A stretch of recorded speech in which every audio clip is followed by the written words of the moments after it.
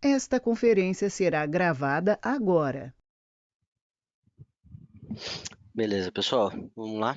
Hoje o nosso assunto dentro da comunidade vai ser economia, né?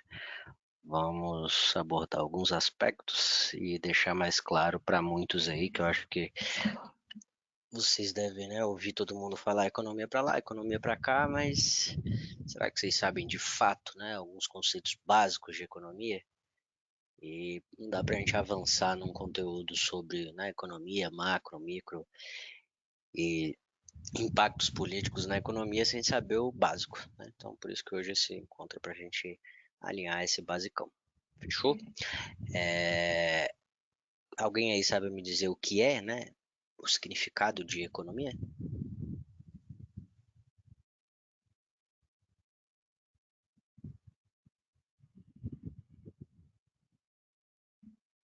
Somos em 6. Se ninguém participar, não tem por que a gente continuar, fechou? Não vou ficar falando aqui sozinho uma hora, não. Eu não manjo nada de economia, Lert. Beleza, então você não sabe nem né, o significado de economia? Eu sei como o populacho sabe, né? Muito por cima.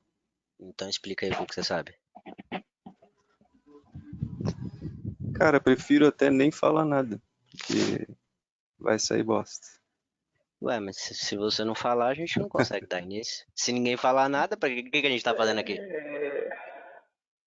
É, seria mais ou menos o seguinte: é uma forma de sistematizar e controlar dívidas e gastos, equilibrar a balança comercial de um país, é, mensurar câmbio, mensurar exportação, importação, É, dá pra gente engloba todo resumir. esse tipo de. Sim, envolve isso tudo, mas dá pra gente resumir em algumas poucas palavras que dão sentido pra quase tudo isso aí que você tá falando. A gente É, pode falar. é o movimento entre de produção e consumo que existe dentro do país, o que é consumido, o que é produzido, o que vem de externo, que como o Santos falou ali. Então, a economia é toda controle, toda essa função desses índices, o que é produzido, o que é vendido, a balança do É, não país só do país, é exatamente isso, né? e do Economia, mundo. Mano. Você é, olha e analisa internamente é o que é feito dentro de um país e externamente é o que é feito no mundo. Então, a economia interna e a economia externa, você micro e a macro. Né? e também tem, né, a economia que você pode fazer de uma empresa, de um fundo, né, qualquer coisa que se enquadre dentro de itens, né, de produção, distribuição e consumo, a gente está falando de economia. O que que envolve, né? Aí quando, óbvio que se você fala sobre, vamos analisar a produção, distribuição e consumo, né, de bens e serviços de uma empresa. Beleza, concorda? Você vai pegar ali os dados da empresa e rapidamente você consegue fazer uma análise econômica digamos, da saúde econômica, né? Daquela empresa. E perceber se ela está produzindo bem, se não está, se está distribuindo mal, se o consumo, né, dos bens e serviços daquela empresa tá tendo uma grande adesão ou não. E aí você consegue modificar rapidamente. Quando a gente amplia isso para o país, aí a gente começa a perceber que o buraco fica muito mais embaixo. Por quê? Principalmente num país do tamanho do Brasil, né? Porque dentro de um país deste tamanho, a gente tem que analisar a produção de todos os estados. Todos os estados têm uma produção alta em todos os setores? Não. Tem estado que não tem, por exemplo, Brasília, né? Distrito Federal. A produção de agro aqui é mínima. Vai para o Mato Grosso. Como é que é a produção de agro lá? A gente tem que olhar o todo e o individual. O que seria o individual? Estado por estado. E o todo seria o índice, né, do Brasil como um todo. Por isso que se torna muito mais complexo uma análise superficial. Não dá para fazer superficial. Superficial você vai olhar e falar assim, beleza, não entendi porra nenhuma. Quando você começa a entender, né, de fato o que são esses itens, aí você vai conseguir compreender outros fatores, que são quais? Os fatores que fizeram com que pessoas criassem os índices. E aí, quais são os tipos de índices que a gente tem? Os índices, né, antecedentes, precedentes e os que são ali de quase real time, né, que saem muito rápido. O que sai muito rápido hoje em dia na nossa economia? Qual é um dado que interfere, né, diretamente, que quase toda semana a gente tem atualização? Nos Estados Unidos é atualizado toda quinta-feira.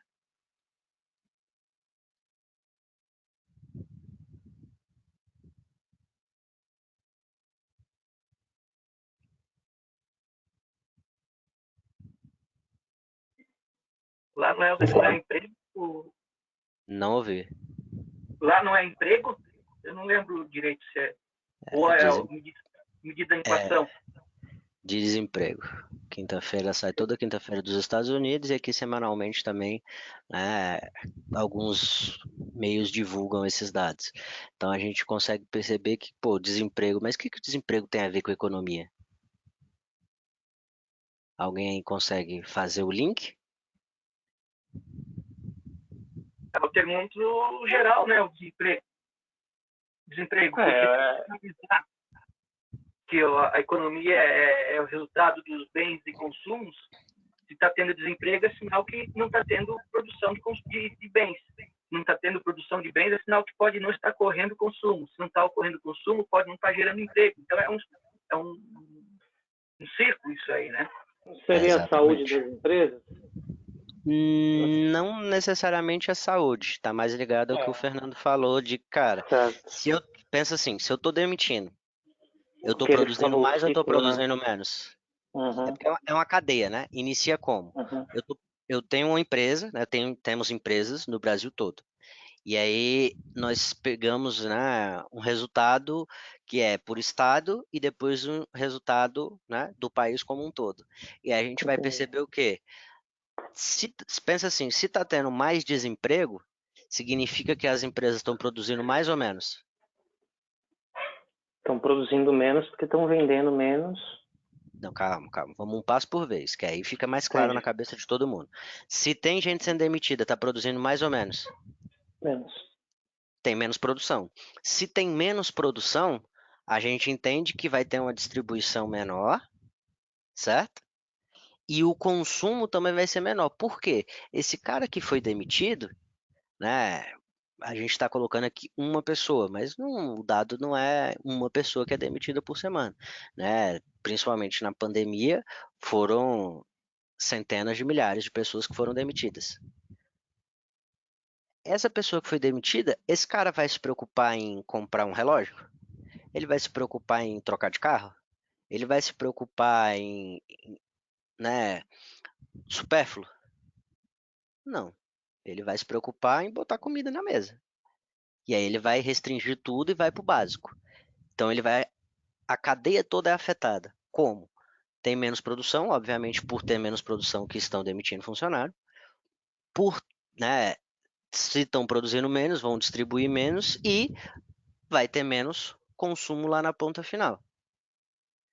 O serviço começa a ficar mais enxuto e começa a ter menos demanda. Então, esse é o básico da economia. Fica claro isso para todo mundo? Sim. Ficou claro, Rafael? Sim. E isso você já entendia ou entendeu agora?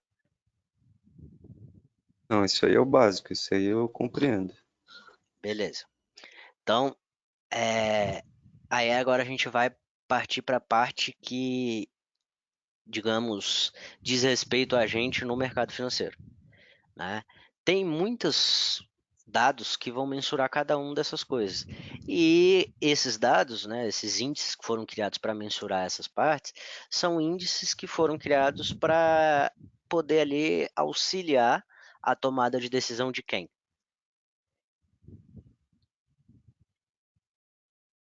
O governo e as empresas? Banco Central. De quem é a responsabilidade de controlar a inflação? BC. Beleza. E o que significa inflação?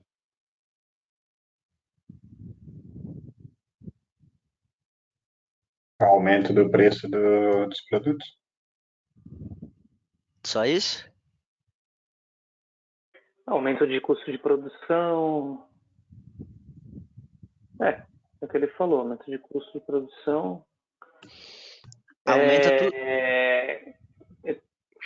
O crescimento econômico do país, né?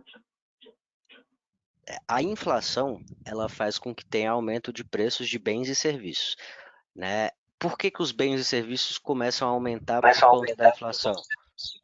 O custo, né, de tudo começa a ficar maior para o produtor e ele vai repassando isso para a cadeia toda.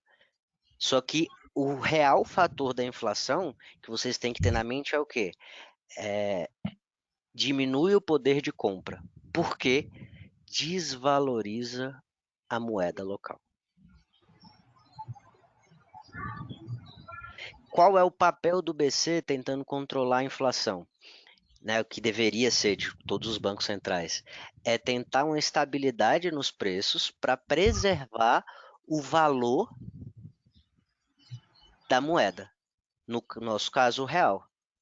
Então, todas as interações que ele faz, né, em câmbio, em tesouro, ali tentando controlar essa inflação, é para tentar preservar o valor do nosso dinheiro. Isso está claro para todo mundo? Sim, sim. Então, digamos que a missão do BC seria manter o poder de compra da nossa moeda. Desde 2000, o BC sabe trabalhar ou não sabe trabalhar? Sim, ele sabe. Ele sabe? Mais ou menos, né? E tem o problema também que sempre muda, né? Então, assim, não, quem falou que ele sabe aí? Pô, eu falei. Então me explica o que você vê que o BC sabe o que está fazendo, né, considerando de 2000 a 2021. Ah, não. Agora, depois de 2018, começou a ter alguns erros mais graves, mas o plano real, pelo que eu estudei, não foi algo ruim. Não foi algo ruim. A gente não está falando do plano real, a gente está falando do controle da inflação que mantém o poder de compra. E o Banco Central, desde os anos 2000, ele consegue manter o poder de compra? Com R$50 em 2000, você comprava, né, alguns produtos. Com R$50 em 2021, você compra Sim. os mesmos produtos? Jamais. Estão batendo na porta aqui, mano. Vou ir ver. Vai lá. Laerte, isso não tem a ver também com o fato do Banco Central não ser autônomo e ele ficar correndo atrás do interesse político. Do interesse político, dos furos de teto de gasto, Nem tinha teto de gasto. Nem tinha, né? Vocês lembram, isso nem existia. Né? Isso é uma coisa mais recente. Mas é justamente isso. A gente tem que analisar, quando a gente fala de economia, é perceber qual é o papel de cada, né, um dos órgãos que a gente tem no nosso país e nos outros países e ver como ele trabalha, se ele sabe trabalhar ou se ele não sabe trabalhar. Por quê? Isso vai influenciar no resultado econômico daquele país, daquela empresa, daquele conjunto de empresas. No início a gente deixou claro que o que era economia? A economia não se aplica única e exclusivamente apenas para o país. A gente pode mensurar, né, os resultados econômicos de uma empresa, de uma família, de várias empresas, de um grupo de empresas, de um pedaço do país, de um país todo. Desde que a gente consiga analisar produção, distribuição, né, e consumo de bens e serviços, acabou. Você consegue falar como está a economia do setor que você está avaliando, beleza? Então a gente percebe que, o BC não sabe ou não consegue? Aí o Sandro já falou, não, ele não consegue controlar porque não tem autonomia. A gente não está falando que os caras que estão na frente do Banco Central não sabem de economia ou não querem resolver o problema ou estão ali a fim de desvalorizar a nossa moeda. Não, é bem mais a linha do que o Sandro falou. Opa, mas eles nunca conseguiram fazer o trabalho deles, porque sempre tinha algum interesse político que eles tinham que respeitar e deixar o negócio correr frouxo. Sempre fizeram o que o governo manda. Aí a gente vai fazer uma comparação agora. E os Estados Unidos? Nos Estados Unidos, o Banco Central lá consegue controlar a inflação? Eles têm autonomia, né? Você está meio acelerado, mas é isso. Eles conseguem controlar a inflação. E eles usam vários recursos. Aqui no Brasil, o Banco Central deixou como objetivo fundamental a taxa de juros. Então ele basicamente tenta controlar a inflação subindo e baixando os juros. O principal instrumento da política monetária do BC aqui é a Selic. Beleza? Que na verdade é uma coisa que só mascara o real problema, né? Do que se está acontecendo, se tem ou não tem inflação. Não necessariamente mascara, Simplesmente mas é um é artificial. recurso. Não é que é artificial, é porque é um recurso mais lento. E em alguns momentos você precisa de uma tomada de decisão com resposta mais rápida e imediata na economia para conseguir fazer girar o que a gente falou. Quais são os pilares, né, de uma empresa ou de um país? Produção, distribuição e consumo de bens e serviços. Então, como que eu faço para a produção aumentar? Emprego, Como que eu, investimento em maquinário, emprego. Calma. Eu tô vendo que você tá falando tudo e tal, mas parece que tá meio solto na sua cabeça ainda. A gente tem que organizar as ideias para conseguir criar as linhas de raciocínio em cima daquilo. O que que gera produção? Investimento, certo? Certo. Quando que eu vou investir? Quando eu perceber que o consumo daquele meu bem ou do meu serviço tem uma demanda maior do que a oferta que eu posso suprir, concorda? Concordo. Então eu fiz a análise na minha empresa e eu percebi que, opa, eu tenho uma demanda maior do que o que eu estou produzindo. Então eu vou investir na minha empresa. E para eu ter investimento na minha empresa, o que facilita esse tipo de investimento? Crédito. Exatamente. Então, se eu tenho uma taxa de juros baixa, eu não espero eu acumular X capital para poder investir na minha empresa. O que eu faço? Eu pego emprestado, faço meu investimento. Se, né, normalmente uma empresa quando faz isso, não faz isso para brincar. Faz isso baseado em vários dados, estudos, e o cara vai aumentar a produção. Como que ele aumenta a produção? Pegou o dinheiro emprestado, ele abre mais uma filial, ele contrata mais pessoas, ele compra equipamentos, ele compra diversos, né? Desde o maquinário pesado até câmera. Ele está ali fazendo a economia girar. Concorda?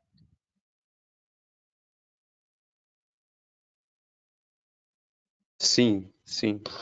Então, se ele está ali fazendo a economia girar, ele começou a contratar mais gente, ele abriu um espaço, ele comprou um monte de coisa, ele começou a distribuir mais o produto dele e, de fato, seja o bem ou o serviço que ele está entregando na ponta final, a demanda era maior do que a oferta que tinha. E agora a demanda vai fazer o quê?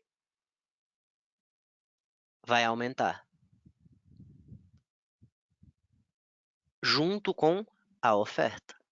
Então vai buscar um equilíbrio. E aí, com isso, ele fez o quê? Ele diminuiu o desemprego, ele aumentou a produção, ele aumentou o consumo. O cara que está empregado, que estava desempregado, que agora está empregado, lembra no início da nossa conversa? Não é mais o cara que vai estar preocupado ali só em botar o arroz e feijão. É o cara que às vezes pensa em trocar de celular, que já está querendo trocar de carro, porque dentro de uma empresa, né, quando abrem novas empresas ou novas filiais, você contrata todo tipo de cargo. Você contrata desde o estagiário até o diretor. dependendo do tamanho da sua empresa. Então, é uma cadeia completa de pessoas com variadas rendas que estão ali de volta no mercado, aquecendo a economia e fazendo com que a roda gire. Ficou claro para você, Rafael? Você falou que não tinha conhecimento quase que nenhum de economia. Ficou melhor para você? Ficou, tá claríssimo. Beleza, então vamos continuar. Vamos na pegada. Essa dinâmica para você está bom, não tá? Vamos desacelerar, vamos mais rápido. Todo mundo já entende isso? Como é que tá? Me dá um feedback aí, porque a gente nunca tinha falado sobre esse assunto. Não assim abertamente. Pra mim tá Ok. na veia, tá ok. Para mim tá perfeito também. Acho que Para alguém tá muito rápido, não tá conseguindo entender? Não, tá de boa. Agora eu voltei, tá dando para entender sim, eu acho. Então, vou tocar. Bora lá. Se a ideia do Banco Central é manter o poder de compra da moeda, e aqui o Banco Central não consegue fazer isso, mas nos Estados Unidos o Banco Central consegue. Será que os americanos são muito mais inteligentes e capazes? Não, tem grandes diferenças. Quais são as grandes diferenças que a gente tem? Lá, o Fed, né, que é o Banco Central americano, eles têm autonomia e eles usam múltiplos recursos. Eles não usam só a taxa de juros para tentar controlar. Eles usam várias outras formas dentro da política monetária deles para tentar ali controlar a inflação. E eles, né, nos últimos anos, como estavam em crescimento, eles estavam fazendo o quê? Mantendo ali a inflação muito justa. Sempre ali próximo da meta deles, quase que o ano todo, né, para tentar manter ali o máximo possível de crescimento. No Brasil, o Banco Central, ele historicamente, se vocês forem estudar, vocês vão perceber o quê? Cara, dificilmente o Banco Central consegue controlar a inflação. Ou ele perdeu a mão completamente, como foi o caso agora, né, no fim do ano passado. Isso aconteceu já algumas outras vezes no nosso país. E aí ele está ali, né, com a inflação bem acima da meta e fingindo que nada está acontecendo, ou o contrário, que era lá em 2016, 2017, que estava muito abaixo da meta, e aí a gente tinha ali um cenário propício para crescimento. Só que por que a gente não cresce quando tem essas possibilidades? Aí vocês vão começar a perceber o que é um país emergente, o que é um país desenvolvido. Para a gente crescer, não basta só ter dinheiro fácil, crédito disponível e inflação baixa. Porque pensa assim, se a gente quer crescer, né, aumentar ali a produção, se eu tenho uma taxa de juros, eu tenho uma inflação baixa, um câmbio baixo, vamos pensar 2018, tá? Não é nem tão longe.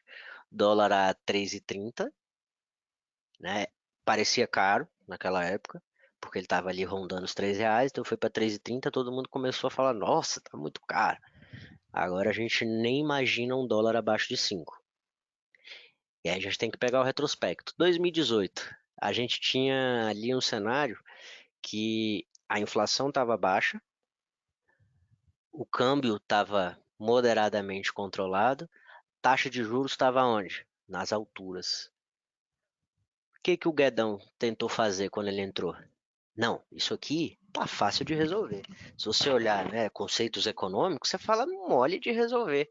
Eu vou cortar os juros, né, o câmbio dá uma pressionada para cima. Na hora que ele pressionar para cima, porque o capital que estava aqui para pegar essa, né, o carry trade vai sair. Quando ele sair, ele vai pressionar o dólar para cima. A gente tem muita reserva, a gente vende reserva, usa esse dinheiro da reserva para poder investir de novo no nosso país. Crédito vai tá disponível, juros baixíssimos, todo mundo vai pegar dinheiro emprestado, vão abrir mais empresas, vão expandir as empresas, vai aumentar o consumo, vamos decolar. 2022 tô bem na fita demais. Todo mundo vai olhar e falar, caraca, salvou o país, era tão fácil. Foi exatamente isso que o Guedes pensou. Ele estava errado? Não, ele não estava errado. O erro dele foi o quê? Acreditar que ele ia chegar com uma proposta como essa, né? E que tudo ia acontecer como acontece dentro de uma empresa privada. Que você fala, ó, o problema é esse aqui, a solução é essa, vamos partir para cima e resolver esse problema? E todo mundo se mobiliza ali e rapidamente as coisas começam a se modificar e a roda começa a girar a favor dos resultados daquela empresa. Aqui ele pensou que ia ser fácil, e aí ele sequer deu o trabalho de perceber o quê? Eu não consigo vender a reserva toda. Então o que eu consigo vender, eu não posso usar, porque isso é só um lucro contábil. Não é um dinheiro que eu posso botar no bolsinho e levar para onde eu quiser. Eu não consigo chegar no Congresso e falar, ó, muda aqui, dá independência para o Banco Central, porque ele vai precisar fazer isso aqui. Ninguém aprovou. Eu preciso fazer outras reformas para justificar cortar esses juros. Ninguém aprovou. Ah, mas a Previdência aprovaram, porque ia, né, ter impacto financeiro quase que imediato ali, de poucos anos.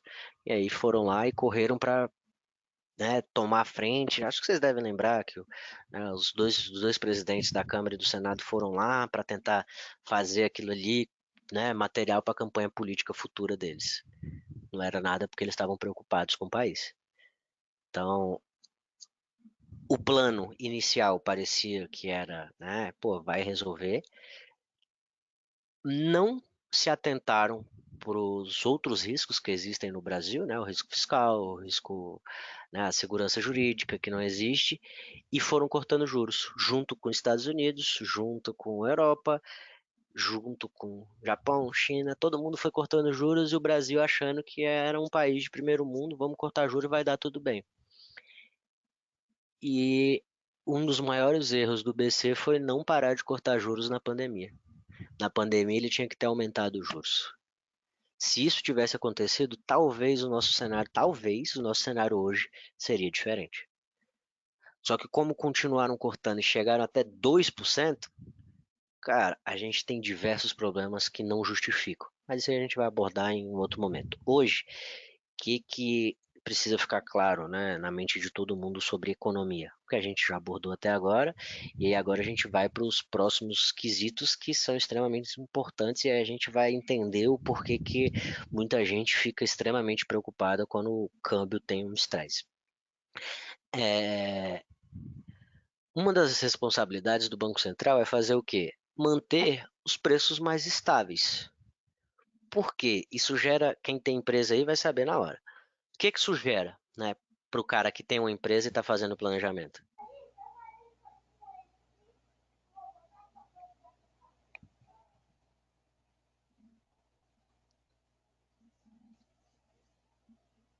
Senhores? Não sei, não tenho noção. Pode repetir. Alguém? Mantendo preços estáveis, né? O que isso gera para o cara que tem uma empresa ali ou para o próprio país? Eu, como já tive, quando a gente tem uma estabilidade em um horizonte mais longo, você tem como até mensurar certos riscos para você dar um passinho a mais, você Tem uma palavra para isso aí. expandir com mais, sabe, com mais eficiência. Tem uma palavra para isso aí. Não sei. Previsibilidade. Exatamente. Uhum. Previsibilidade. A ideia do Banco Central, né, de todos os bancos centrais, é o quê? Controlar a inflação, controlar os preços, né, ali os preços mais estáveis. E aí a gente entra nos fatores que vocês comentaram no início, né, de cara, envolve a porra toda. Tem câmbio, tem exportação, importação, tem. A gente resume isso em quê? Produção e distribuição. E de fato, né, o consumo de bens e serviços. Para resumir e ficar claro para todo mundo entender o que é economia.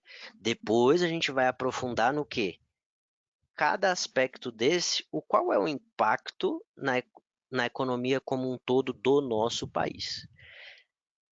Previsibilidade. Quando você tem uma empresa e você não tem previsibilidade, qual é o impacto disso? Você não consegue se planejar. Seu planejamento está sempre ou, né, vai sobrar mais dinheiro ou vai faltar mais dinheiro. Você está sempre longe ali do que você se planejou. Isso faz com que as empresas façam o quê? Invistam menos. Não tomem risco. Exatamente. Eu não tenho previsibilidade no meu negócio. Vamos pegar um case que acho, não sei se todos aqui já tiveram curiosidade de estudar, que vocês vão ver que, caraca, velho, como é que nego ainda abre uma carniça dessa? Aviação. Aviação, cara, os caras, assim, previsibilidade é uma palavra que a galera risca até do dicionário, porque ela não existe dentro de uma empresa de aviação. Primeiro porque a demanda é sazonal. Ele não consegue prever quando que vai ter maior ou menor demanda. Depende de vários fatores externos. Combustível está atrelado ao quê? Petróleo. Petróleo é estável? Previsível? Você consegue dizer quanto vai estar o barril do petróleo daqui a um mês? Daqui a 2 meses? Daqui a 6 meses? Daqui a um ano? Insumos que eles compram, né, além do petróleo, para manutenção de aeronave, tudo em dólar. Estando dentro do Brasil, a empresa ganhando em reais e gastando em dólar, o cara tem previsibilidade de custo? Também não tem. Por que que ele não tem? O câmbio não é flutuante? O câmbio não está indo só para as alturas o tempo todo? Aí de repente saiu de 5,80 foi para 5,100. Tá. Como que o cara vai saber que isso pode acontecer? Tem previsibilidade? Nenhuma. Então é um tipo de empresa que você olha assim e fala, caraca, os caras são realmente muito guerreiros. Porque você trabalha ali sempre com uma margem de discrepância gigantesca para tentar se planejar. A gente traz isso para outras realidades. Por exemplo, para cada uma aqui. Na família de vocês. Vocês têm previsibilidade em tudo que você faz dentro da economia da sua família? Não. Eu acho que a maioria aí vai no mercado e abastece o carro. Toda vez que eu vou no mercado, as coisas estão mais caras. Toda vez que eu vou abastecer o carro, a gasolina está mais cara. Ou seja, o que você deixou separado ali para o seu mês, para abastecer, você gastou mais. O que você deixou separado ali para comer, você gastou mais. O que você deixou separado ali para comprar roupa, você gastou um pouco mais. Isso é um claro sinal do quê? Descontrole. Inflação. Exatamente, inflação. Isso é um sinal claríssimo de inflação. Né? Quando ninguém consegue ter previsibilidade de nada, significa que os preços estão oscilando com grande frequência. O que faz o preço oscilar com grande frequência? Uma inflação cada vez mais alta, um câmbio cada vez mais alto, um petróleo cada vez mais alto. Só que de fato, são esses fatores que estão extremamente altos ou é a nossa moeda que está cada vez valendo menos? O Eu real, acho que é a segunda opção. as duas opções. Por quê? Como a gente tem aqui, né, a divisa cambial, o câmbio, obviamente que ele sobe por quê? Porque a sua moeda está desvalorizando. Ele não sobe porque a sua moeda está, né, o real está extremamente valorizado. É uma divisa cambial que a gente opera. A gente opera dólar versus real. E usando isso como base, a gente consegue perceber o quê? Cara, o dólar estava a R$ 4 no fim de 2019. A gente está falando que chegando aqui no meio de 2021, o dólar está chegando próximo dos R$ 6, né, valendo R$ 2 a mais. É uma valorização de quase 50%. Que isso implica diretamente no quê? A nossa moeda, a gente perdeu, né, um valor de compra de quase 50%. principalmente de coisas que têm insumo em dólar. A gente perdeu muito valor de compra. Quem era o responsável por controlar isso na nossa inflação? Banco Central. Ele fez isso direito? Não. Porque só ele é o culpado? Não. Em muitos momentos o Banco Central tenta fazer alguma coisa, mas tem que se rebaixar à vontade do presidente, à vontade do ministro da Economia, à vontade do ministro do não sei aonde, à vontade do político de não sei o quê, e aí o cara fica lá sempre de mãos atadas. Por isso que estão sempre brigando pela independência do Banco Central. E por que que os políticos não querem dar a independência do Banco Central? Para não passar pelo que o Trump passou. Não sei se todos aí lembram, mas ano passado o Trump ficava chorando, implorando, pelo amor de Deus, pá, corta um jurinho aí, velho, só um pouquinho, só pra galera pegar mais dinheiro e a economia acelerar mais rápido. Aqui vai funcionar, fica tranquilo, vai dar bom, corta aí, pelo amor de Deus. E o Powell olhava para ele e falava: quem manda aqui sou eu. Você não decide nada dentro da minha política monetária. E pra mim tá tudo certo. Beijos, tchau. Aqui no Brasil, se o Campos Neto falar isso, no mesmo dia, o Bolsonaro manda um tweet demitindo ele. Elete, você se Pode lembra que falar. também existia um rumor lá que ia demitir o Powell e Ele não os caras consegue. procuravam algum artifício, mas é só Miguel, parece. Não consegue porque ele é eleito. Né? Uma eleição, uma votação, a política interna do Banco Central.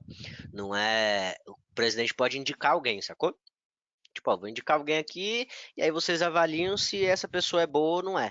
Não é um negócio que é assim, o presidente determina quem vai assumir e pronto, acabou. E se você não fizer a minha vontade, você sai.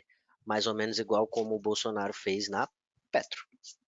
Como fazem normalmente no Banco Central. Né?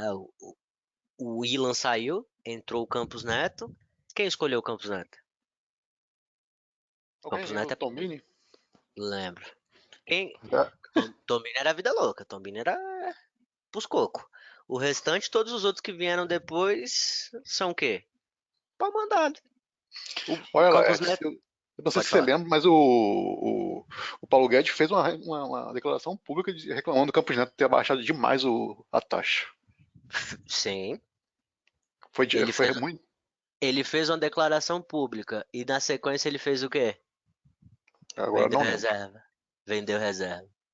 Falou que não ia fazer nada, que quem cuidava era o Campos Neto, e aí no dia seguinte venderam reserva. Foi o que todo mundo, vários investidores ficaram putos, porque eles fizeram meio que um joguinho de estamos brigando, tá tudo bem, BC tá errado, e no fim das contas era os dois mancomunados lá para poder vender reserva e pegar a galera no contrapé.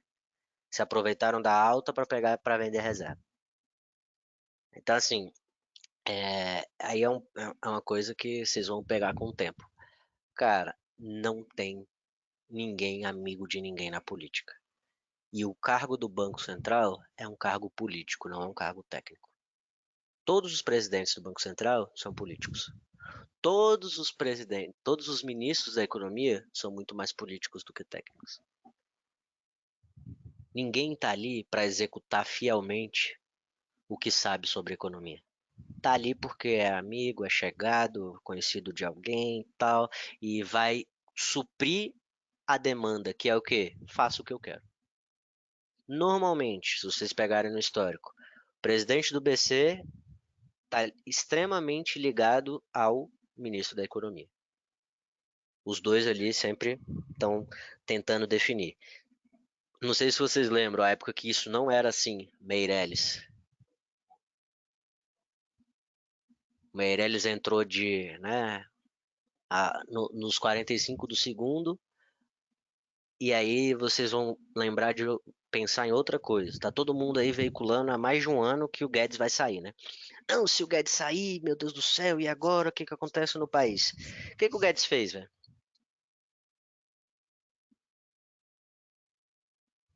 Alguém consegue me falar aí o que o Guedes Nada, fez de só extremamente promessa. proveitoso?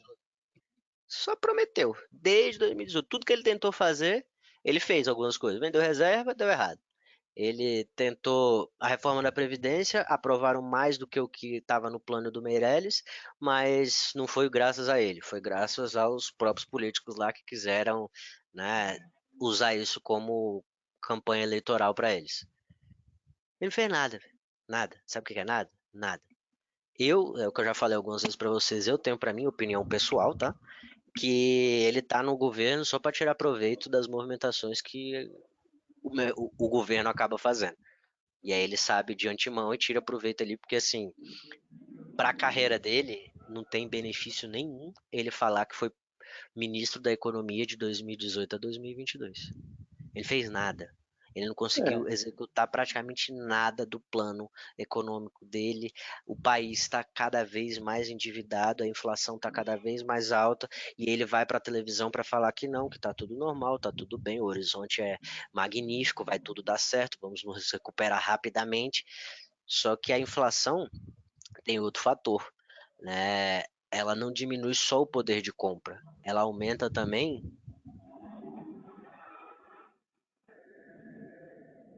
a dívida e aumenta também, lógico, né, porque a nossa dívida é em dólar, se a gente, né, nosso poder de compra diminui, nossa dívida fica cada vez mais cara.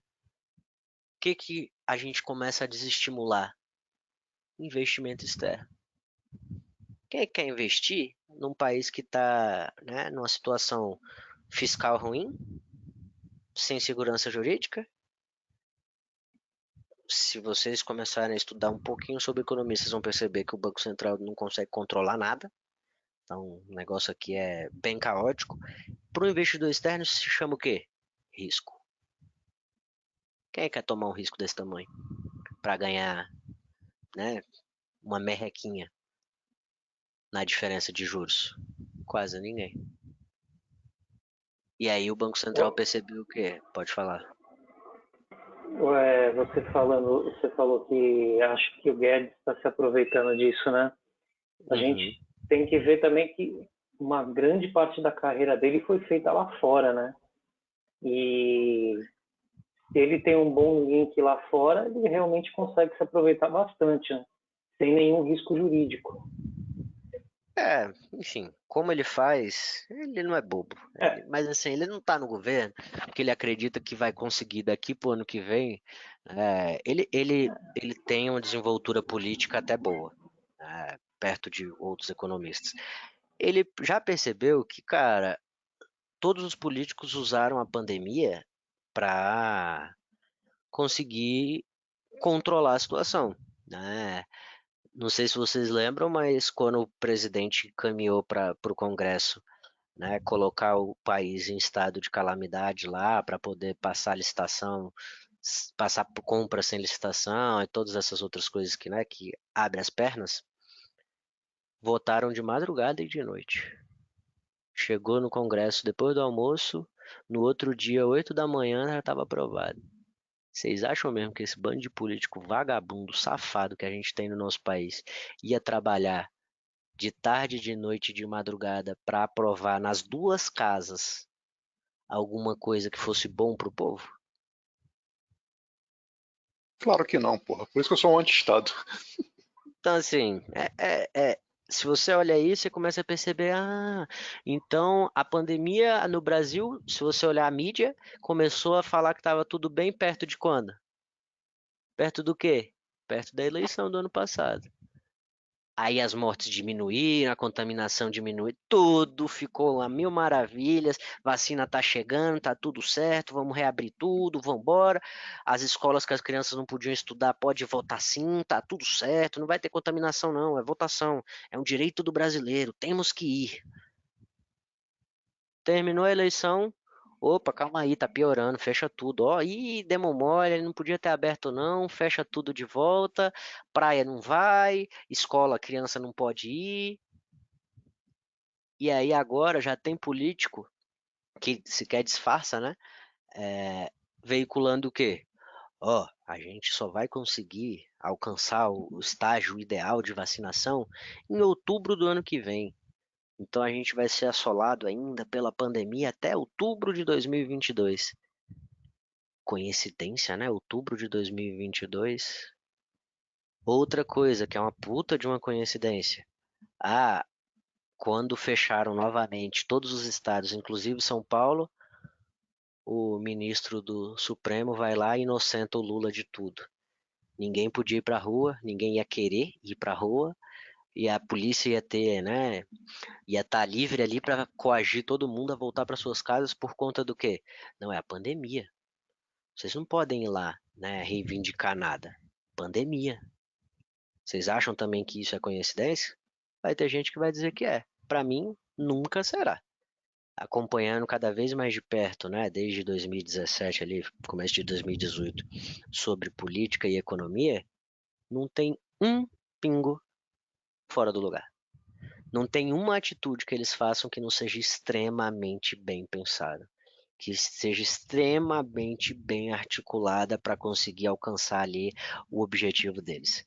Vocês devem lembrar, né, que uma das coisas até que prejudicou muito o juiz Sérgio Moro foi ele vazar intencionalmente a conversa da Dilma com Lula quando a Dilma queria dar o cargo para o Lula. Por quê? Ele percebeu que todo o trabalho dele para condenar o vagabundo ia ser Foi por jogado água rala abaixo. abaixo. Por quê? Porque ele ia arrumar um cargo político, ia virar ministro, ia ter foro privilegiado, ia empurrar aquela é, é, investigação com a barriga ad eterno. Aí ele foi lá e vazou. Aí a Dilma ficou meio, porra, se a gente fizer isso vai pegar muito mal, porque teve o áudio lá. Mas a articulação deles, vocês acham mesmo que ele ia ganhar aquele ministério porque ele tem muito a ajudar naquele ministério? É tudo muito bem Não. articulado, é tudo muito bem pensado. O ministro do STF falar, né, dar a sentença de que ia anular tudo que o Moro fez, esperaram exatamente fechar tudo de novo. Por quê? Coincidência? Sinto muito, mas eu não consigo acreditar. Quem acredita, ok. E o impacto econômico dessas coisas é muito grande, né? Hoje a gente chegou aí no... abordou só o início, né?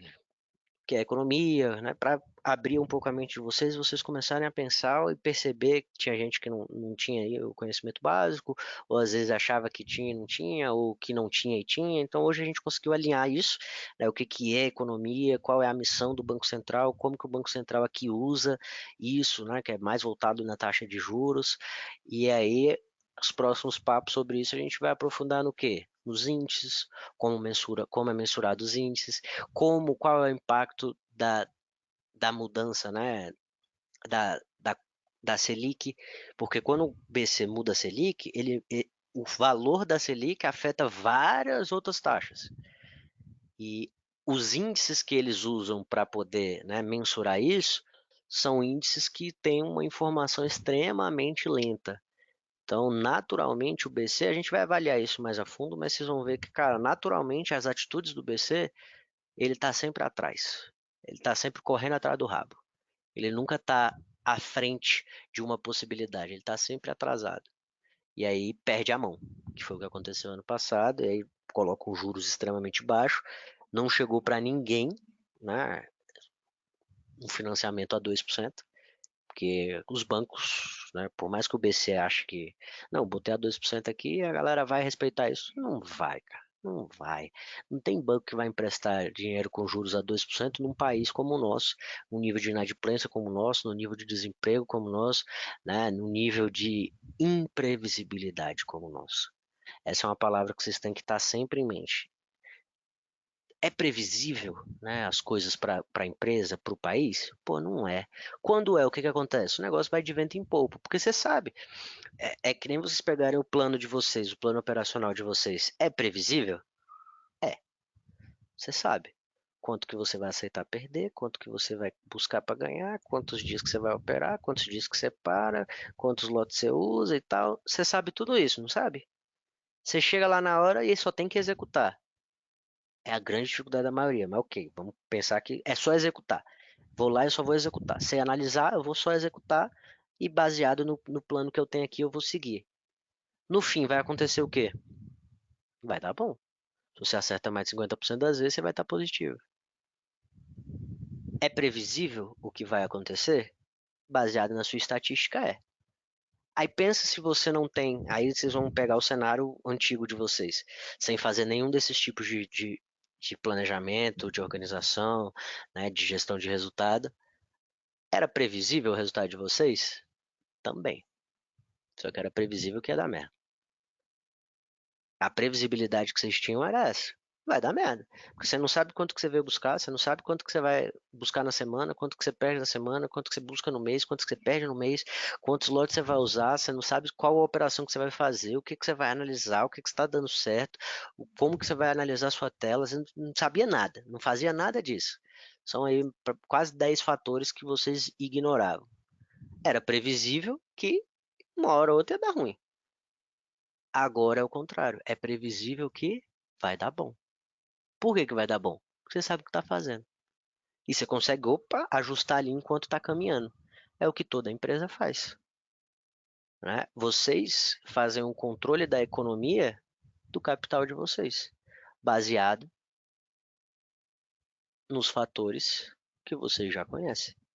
Uma empresa, no dela. O do país é muito mais amplo e envolve várias outras coisas. Mas acho que deu para dar uma noção melhor para quem não conhecia e abrir um pouco a mente para alguns aspectos, até para quem conhecia, que às vezes não entende o que é economia, mas pô, não se liga em um detalhezinho ou outro ali que pode facilitar o entendimento.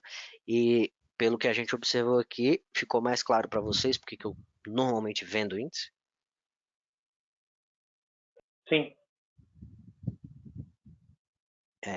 Por mais que seja, né, especulativo, cara, não vejo fundamento nenhum para comprar essa merda. Não dá, não consigo. Um movimento muito, muito esdrúxulo, beleza, eu até vou junto. Agora, hoje, com base nisso, naquilo, tende a subir. Deixa subir. Quando começarem a bater, eu bato junto, porque qualquer noticiazinha nova, qualquer adição no enredo que já existe, vai ser o quê? Na minha visão, vai ser ruim pro país. Porque tá de mal a pior. Não vai ser uma surpresa positiva, vai ser sempre uma surpresa negativa. Então, se eu estou do lado da venda, quando vier a surpresa negativa, vou ser arrastado junto com o mercado. Se eu estou do lado da compra, vou ter que trabalhar mais, vou ter que ficar ali mais preocupado, mais, né, atento ali à posição o tempo todo e tal. Então, o índice eu não uso para isso.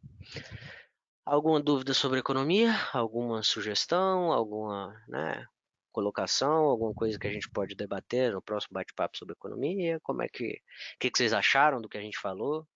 Me falem aí a opinião de vocês. Eu gostei bastante.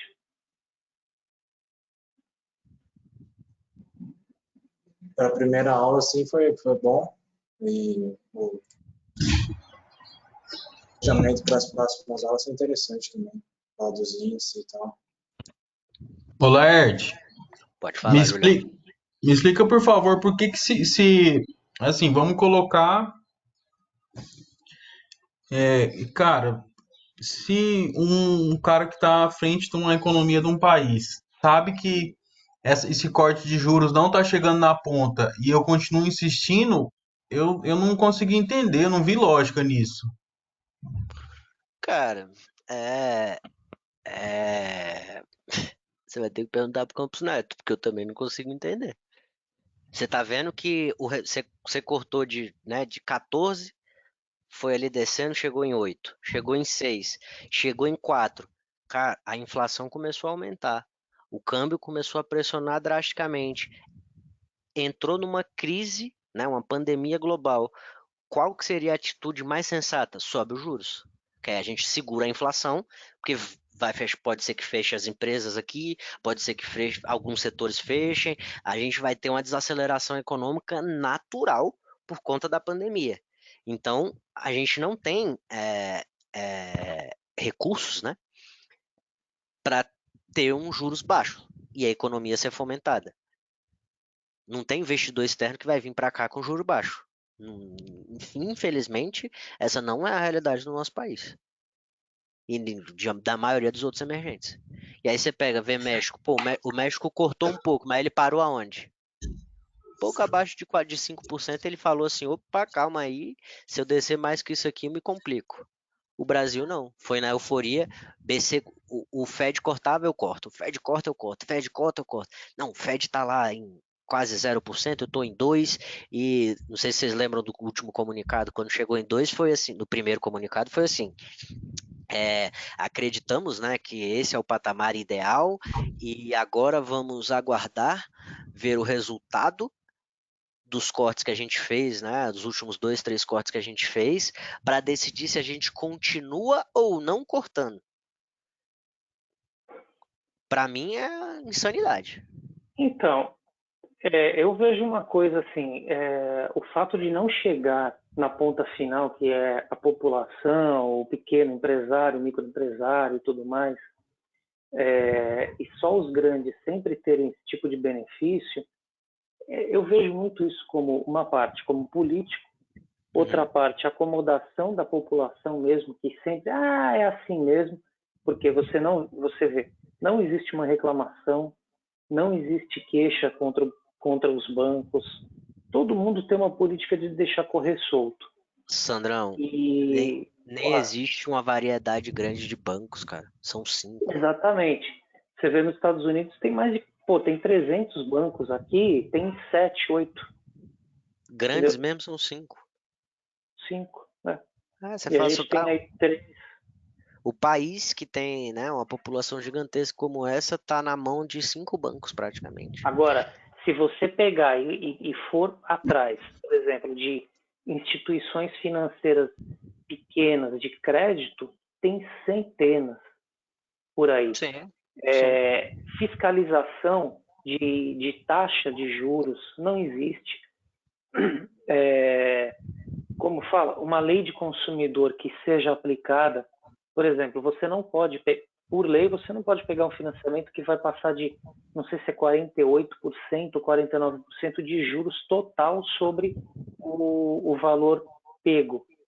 Cara, isso na prática jamais houve no Brasil. Ignorado. Assim, então, um mecanismo todo que não funciona. Pensa assim, Sandrão, esse bate-papo que a gente teve aqui em 1 hora. Se você tivesse escutado isso no ensino médio, sua vida financeira não teria sido diferente? Outra. E o que a gente conversou aqui não é nada extremamente profundo, é só uma explanação do que é a economia, os impactos ali aqui, a diferença do Banco Central daqui com o dos Estados Unidos e, né, qual é o papel que ele deveria fazer e o impacto da inflação na nossa vida. Isso é o básico, cara. E a gente não vê isso em canto nenhum. Se você, isso deveria ser nas faculdades de merda que tem nesse país, deveria estar no primeiro semestre de todos os cursos.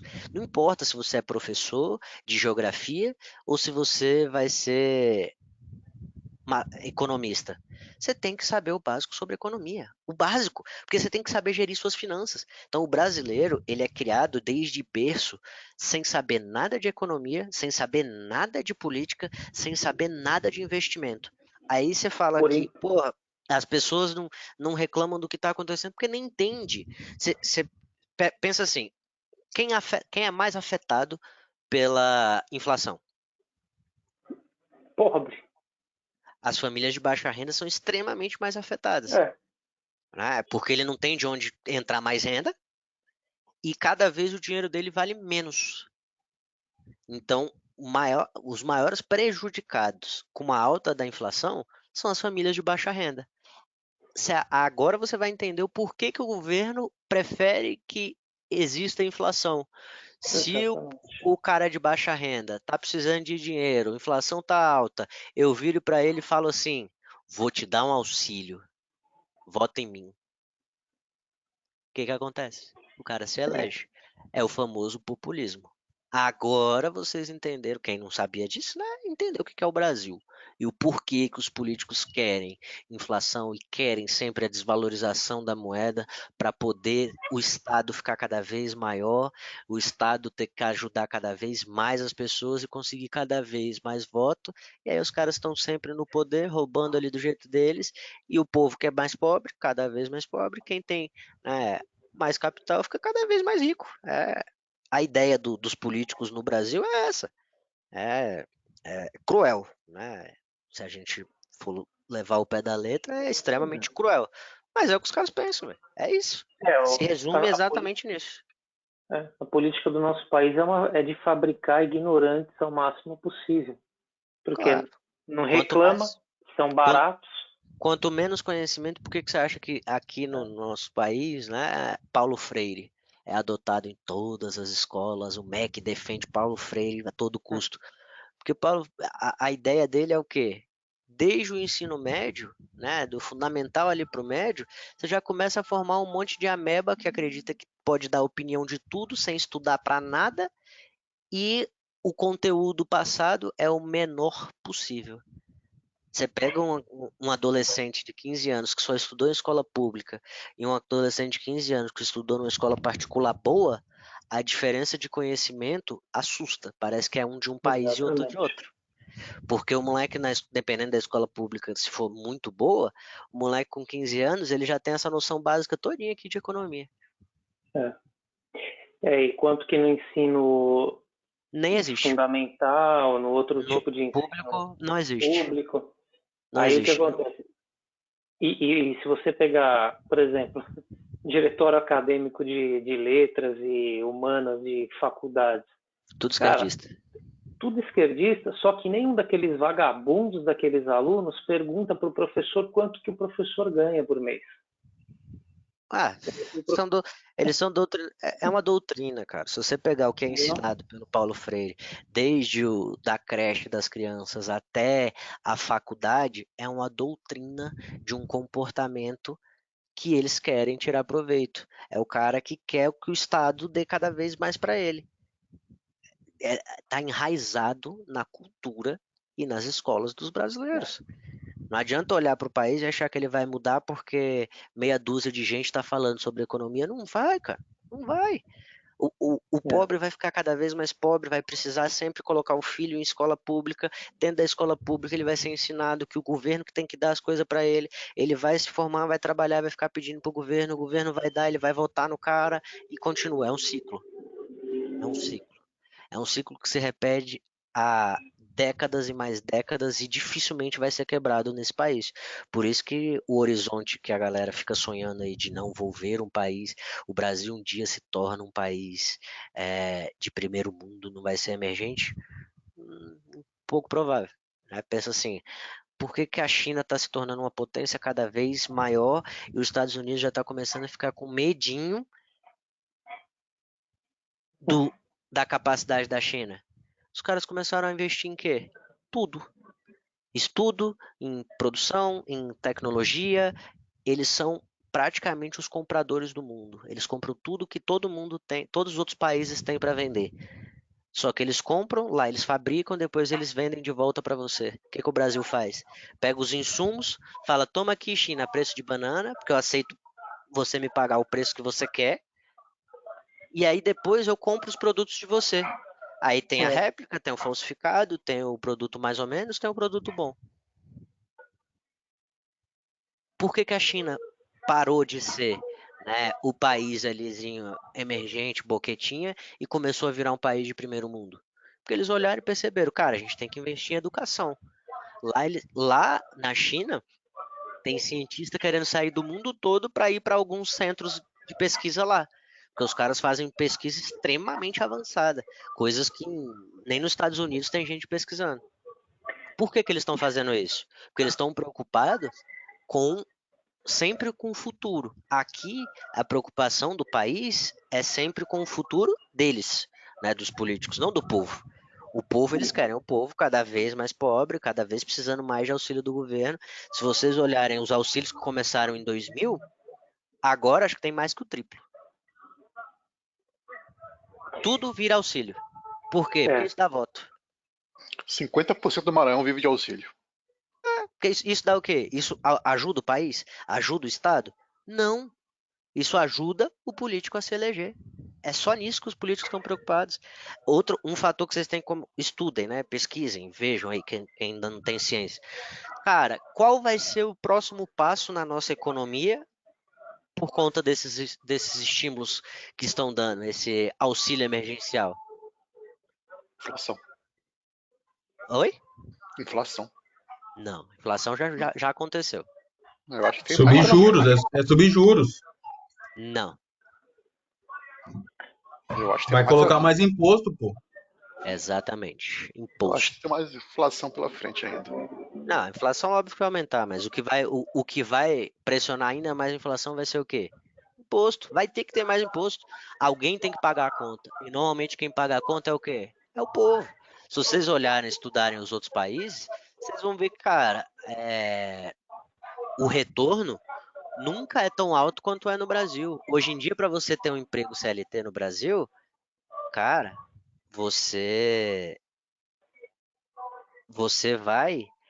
Deixa eu botar o microfone do Sandro aqui que tá passando o tiozinho vendendo coisa lá.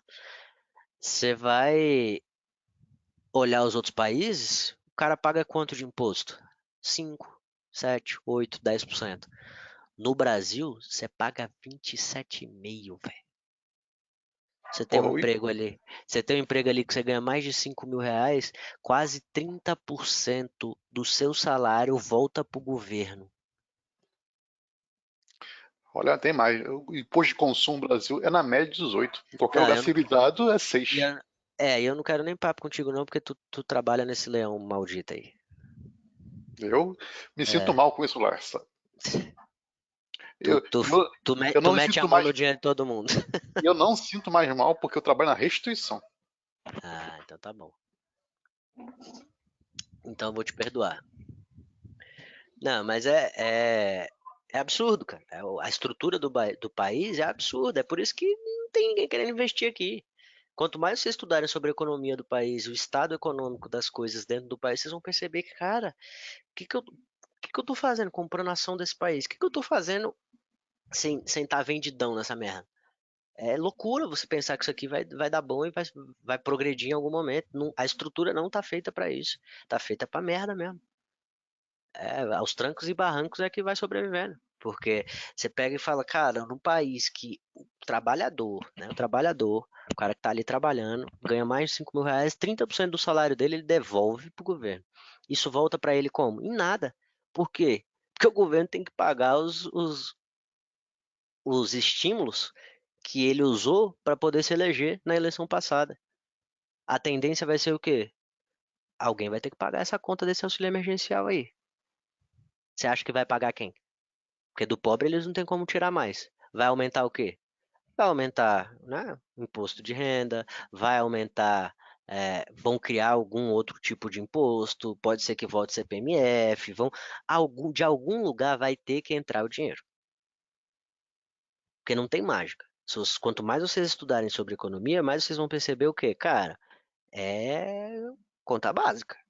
Eu tenho que produzir, distribuir, vender para o caixa, né? O valor que eu vendo tem que ser maior do que o que eu gasto aqui nesse processo de produção e distribuição.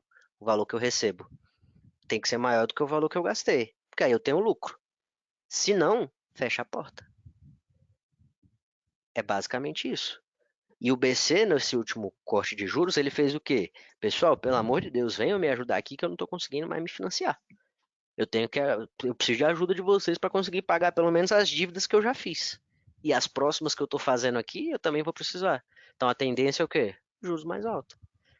E respondendo aí a sua pergunta, Julião, cara, não sei por que fizeram isso.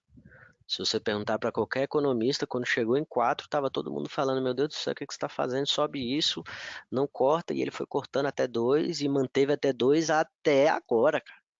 Já era para ter subido de 2, pelo menos no segundo semestre do ano passado. E ele segurou até agora. Então, assim, é bizarro, bizarro. É algo que o investidor externo olha e fala, pelo menos a minha visão, tá? Eu tenho 2 países emergentes para investir, Brasil e México. O México está muito mais redondo que o Brasil. A desvalorização lá está muito menor. A pandemia lá está muito mais controlada. As empresas lá estão com saúde muito melhor. A segurança jurídica lá é maior. O fiscal lá está mais controlado. Por que eu vou botar dinheiro no Brasil? O investidor estrangeiro, ele não é igual o brasileiro, que tem fé. E acha que não, vou comprar Oi aqui porque vai subir. Não, ele tá a fim de fazer o dinheiro dele rentabilizar. e ele vai, né? Óbvio que vão especular Não aqui. tem emoção nenhuma, né? Não, vão especular aqui com essa curva de juros subindo, mas assim, qualquer momento que vê que fraquejou, vai embora. Analisem, estudem, né? Não é só. É bem triste ouvir isso, cara. É bem triste É, mesmo, viu? mas é a realidade que a gente vive, mano. Infelizmente, é isso. Não tem como florear e jogar uma purpurinazinha pra ficar mais legal de ver, não, porque não é legal.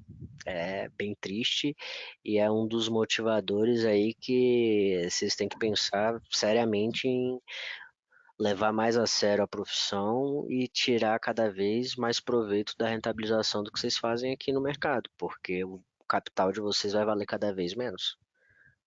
Se você não consegue rentabilizar bem o seu capital, ele vai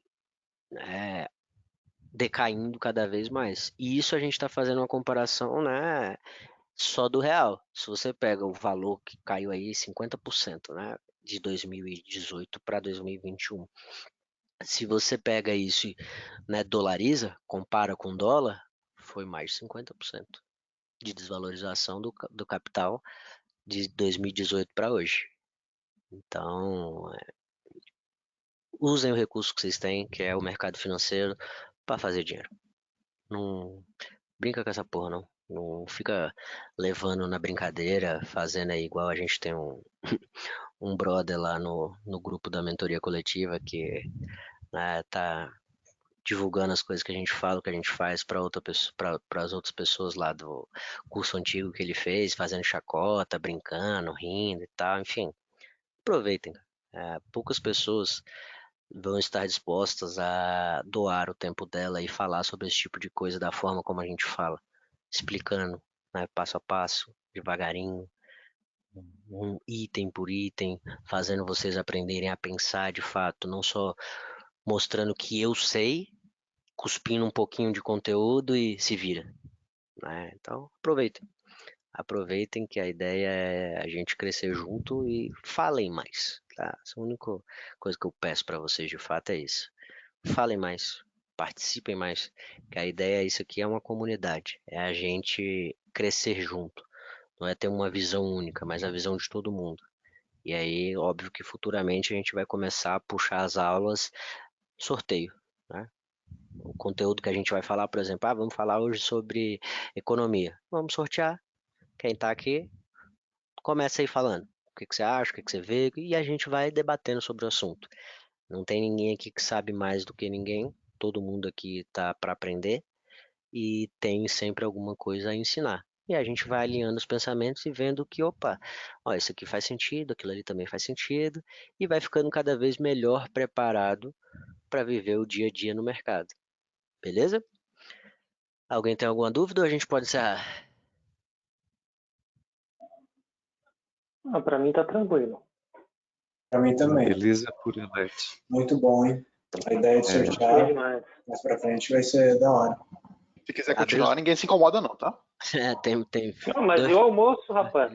pra comer. Lá tem almoço. Valeu, Laerte. Esses bichos é Tá tudo muito bom os viciado. conteúdos, Leste. Valeu aí. Tamo Valeu. junto. E, ô, Rafael, ficou de boa pra você? Oi. Conseguiu entender mais claro? Ficou, entendi sim. O que eu deveria ter aprendido na faculdade, no ensino médio, estou aprendendo contigo aqui. Tamo junto, velho. Fico feliz em poder te ajudar aí. E quando tiver dúvida, mano, fala, pô. Não fica com vergonha de falar e achar que o que você vai falar é uma asneira. Mano, todo mundo aqui, em algum momento da vida, fez alguma pergunta ou falou alguma coisa que tinha certeza e era uma merda. Ninguém tá aqui pra julgar ninguém, né? Até se aparecer alguém fazendo isso, eu vou ser o primeiro a tirar a pessoa. Porque a ideia aqui é a gente crescer junto. Não é a gente ficar com medinho de se expor, de falar, não, bora falar. Às vezes o que você pensa, tem um motivo de você pensar assim. Às vezes, a gente pode tirar um proveito da sua forma de pensar para explicar outras coisas para outras pessoas.